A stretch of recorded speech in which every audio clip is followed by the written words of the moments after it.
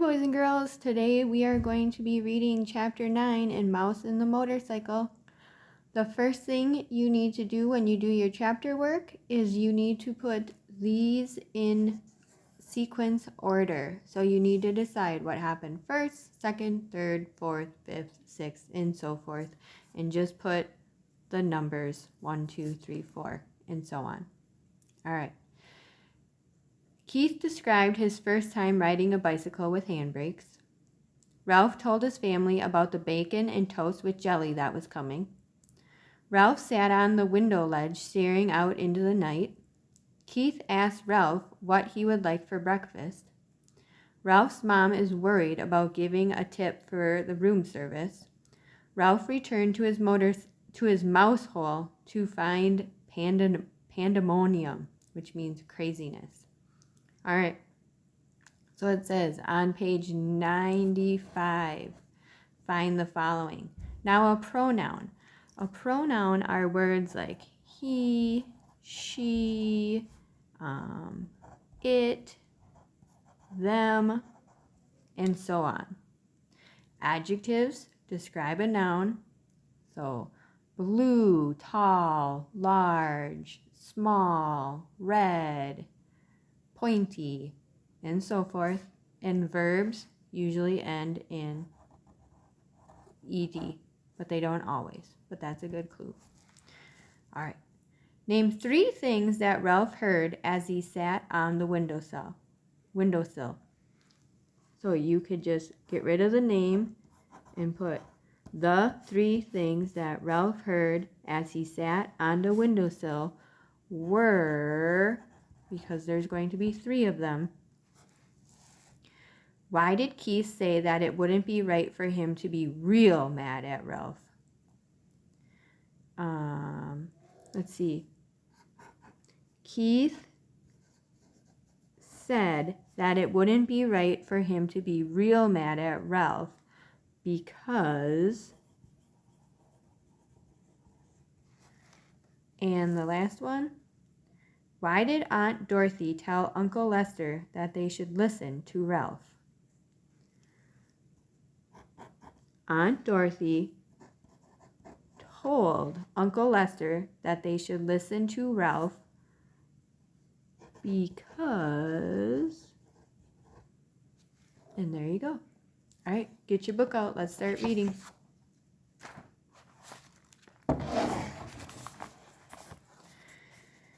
Chapter 9, Ralph Takes Command. It was a sad night for Ralph, a sad and lonely night. If we went back to the mouse hole, his mother was sure to worry him with embarrassing questions about the motorcycle. She would also expect him to help clean up after the family reunion.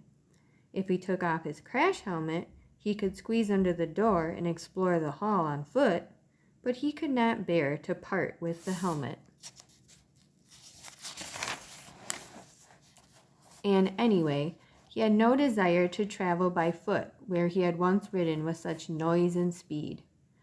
Ralph scurried through shadows on the floor to the curtain, which he climbed to the windowsill. There he sat, huddled and alone, staring out into the night, listening to the kissing sounds of the bats as they jerked and zigzagged from the eaves of the hotel through the pines and back again. Okay, so that tells me that he heard, what did he hear? Around the window, the leaves of a Virginia creeper vine shifted in the breeze, and down in the lobby, a clock struck midnight. So there were your 2 other things. An owl slid silently through the night across the clearing of the parking lot from one pine to another. Ralph could remember a time when he had envied bats and owls, their ability to fly. But that was before he had experienced the speed and power of a motorcycle. Early in the morning, the smell of bacon drifting up from the kitchen brought back all Ralph's dreams of the ground floor.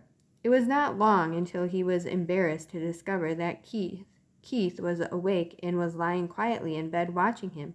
"Hi," said Keith. "Oh, hello. Ralph wished he had returned to the mouse hole before dawn. Well, I guess it's about time for me to go home to bed. Keith sat up. Don't go yet. Wait until my folks get up. Ralph leaped to the floor. I didn't think you would want to talk to me after I lost your motorcycle. I may never have another chance to talk to a mouse. Ralph was flattered. It had never occurred to him that a boy would consider talking to a mouse anything special. What would you like for breakfast? Asked Keith. You mean we still get room service? After what I did? Sure. Keith pulled his knees up under his chin and wrapped his arms around his legs. You mean you aren't mad at me anymore? Asked Ralph. I guess you might say I'm mad, but not real mad, Keith decided. I've been lying here thinking. It wouldn't be right for me to be real mad, because I get into messes myself. My mom and dad tell me I don't stop to use my head. Ralph nodded. I guess that's my trouble too. I don't stop to use my head. So there you go. There was the answer to number 2. They say I'm in too much of a hurry, said Keith. They say I don't want to take time to learn to do things properly. Ralph nodded again. He understood. If he had waited until he had learned to ride the motorcycle, he would never have ridden off the bedside table into the wastebasket. I'll never forget the first time I rode a bicycle with handbrakes, reminisced Keith. Reminisce means you think back. I took right off down a hill. I had always ridden bicycles with foot brakes, and when I got going too fast, I tried to put on foot brakes, only there weren't any. What happened? Ralph was fascinated. By the time I remembered to use the handbrakes, I hit a tree and took an awful spill. Somehow, this story made Ralph feel better. He was not only the one who got in trouble. The harder part is, continued Keith, I am in a hurry. I don't want to do kid things. I want to do big things, real things. I want to grow up. You look pretty grown up to me, said Ralph. Maybe to a mouse, conceded Keith, but I want to look grown up. 2 grown-ups. So do I, said Ralph with feeling. I want to grow up and go down to the ground floor. Everybody tells me to be patient, said Keith, but I don't want to be patient. Me neither, agreed Ralph. Someone stirred next door in room 216. Well, I guess I better be running along, said Ralph. Say, about that breakfast. Sure, what do you want? How about some bacon, suggested Ralph, remembering the fragrance that had floated up to the windowsill. And some toast? With jelly? Agreed Ralph, and ran off to the mouse hole, eager to tell his family things were not so bad after all. They were still entitled to room service. But when Ralph reached the mouse hole, he found pandemonium, means craziness. His brothers and sisters and cousins were huddled together, squeaking with fright. His mother picked up a bunch of shredded Kleenex and put it down again, only to pick up another bunch, as she did not know what to do with it. Uncle Lester and Aunt Dorothy were there too, stuffing crumbs into their mouths as if they expected never to eat again. Dear me, Ralph's mother was saying, whatever shall we... Oh, Ralph, there you are at last. Where on earth have you been? Never mind, we haven't had time. Time for what? Asked Ralph. What's going on around here anyway? The housekeeper, your Uncle Lester. The sheets. Oh, do be quiet, everybody. Ralph's mother was so agitated she could not tell her son what was wrong. Uncle Lester swallowed a mouthful of crumbs. It's like this, Ralph. The housekeeper discovered a hamper full of sheets and towels and pillowcases with holes chewed in them. Uh-oh, thought Ralph. Whatever had happened was all his fault. He might have known. I heard her telephoning the manager about it from her office, continued Uncle Lester. The manager came up and called in all the maids and the bellboys, and everyone had to look at the holes chewed in the sheets. It was quite a powwow. The motorcycle, thought Ralph. What happened to the motorcycle? There might be a chance it did not go to the laundry after all. You didn't happen to see a motorcycle in the housekeeper's office, did you? He ventured. I was listening, not looking out, said Uncle Lester. I am not foolhardy like some people around here. Ralph, you know what this means, his mother managed to pull herself together to say that much. It means war on mice, said Aunt Dorothy ominously.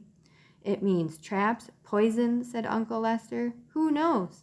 This time the management might even spend money on an exterminator. We shall have to flee. There is nothing else to do. And if we flee, the owls will get us, said Ralph's mother, causing the brothers and sisters and cousins to set up an awful squeal. Shh! The mother mouse fluttered her paws in alarm. Flee? Ralph was bewildered. Flee and leave room service? Room service? Exclaimed his mother. How can we expect room service after you lost that poor boy's motorcycle? It's all right, Ralph assured his mother, and could not resist adding rather grandly, I've already ordered. Room service is bringing us bacon and toast with jelly. The news silenced everyone. A breakfast of bacon and toast with jelly delivered to the mouse nest without first being dropped on the carpet was not to be abandoned lightly. We want some jelly! We want some jelly! All the little cousins began to squeak. Be quiet, ordered Uncle Lester. Do you want them to find us? Ralph knew that no matter what the others chose to do, he was not going to flee from the hotel. Not until he found out what happened to the motorcycle. He was very sure of this, and all at once he felt calm and clear-headed, as he had never felt before. He knew exactly what his family should do. Be quiet, everyone, Ralph ordered, standing up straight so all his relatives could see him. I will tell you what we are going to do. See here, Ralph, interrupted Uncle Lester. You are pretty young to be giving orders to your elders. Now, Lester, said Aunt Dorothy, let's listen to Ralph. After all, he has our food brought up by room service. No one else in the history of the family has managed that. This silenced Uncle Lester, and Ralph was allowed to continue. What we should do is keep quiet for a few days. Here, he looked down at his little cousins, who for once in their lives were not squeaking. I will arrange for room service to bring our meals so we won't have to go scrambling around in the woodwork or scrounging around in the rooms. That way we won't be tempted to taste any poisoned food or go near any traps. And if the management doesn't see or hear any of us for a few days, they will forget about us. They always do. Now, just a minute, said Uncle Lester. This boy won't be here long. You know how it is with people. Here today and gone tomorrow. Ralph had the answer. This is only Sunday. He will be here until Tuesday because Monday is the 4th of July, and his father says he won't drive in holiday weekend traffic. He always brings us plenty, and if we don't stuff ourselves, we can save enough to last until the management forgets us. Uncle Lester nodded thoughtfully. That seems like a sound idea. Yes, but Ralph, there is one thing that worries me, said his mother. How are we going to tip room service? When people have a waiter to bring food to their room, they always give him a coin or two for his service. We haven't any money. Ralph had not thought of this. If we are going to continue to accept room service, we must do the right thing, insisted his mother. Don't worry, I'll think of something, promised Ralph in the grand way he had acquired since he had ordered a meal sent up to the mouse nest. The end. That is the end of chapter 9. If you need help going back and answering your questions, pause the video and go back to the beginning so you can see how I started them. All right. We'll talk to you later, boys and girls. Have a good day.